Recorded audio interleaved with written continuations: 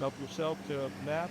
It's humid, there's the lingering threat of a shower, but that hasn't dampened the early morning enthusiasm. I found it the quickest way to get around, the easiest way to get around as well. My first time out with Bike to Work Day. Since 1956, Bike to Work Day has aimed to encourage commuters, or anyone, to cycle instead of taking transport that burns fossil fuels. This pit stop in Tacoma Park, just outside Washington, D.C., is on the commuter route to downtown.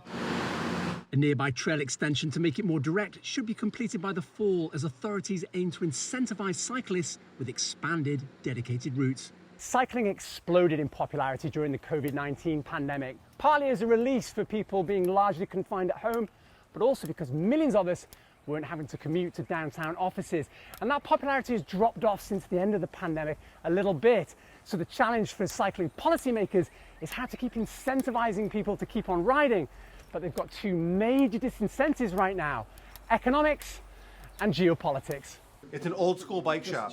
Stores like Bruce Sawtell's Tacoma Bicycle help foster cycling communities. If we got the mid-drive, then your gearing makes a difference.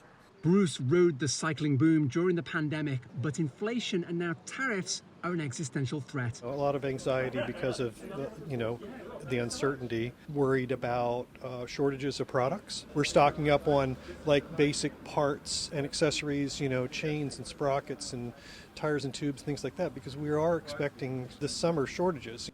The overwhelming majority of US bicycles are made in China, where proposed US tariffs are so steep, imports risk drying up completely, even if those duties have been scaled back, pending negotiations on a trade deal.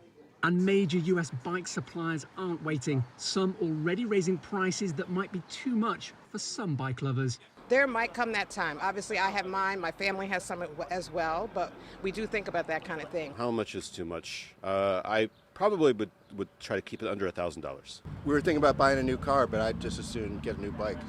And as the sun gradually appears for a balmy spring day, it's a perfect opportunity. Owen, Fairclough, CGTN, Tacoma Park, Maryland.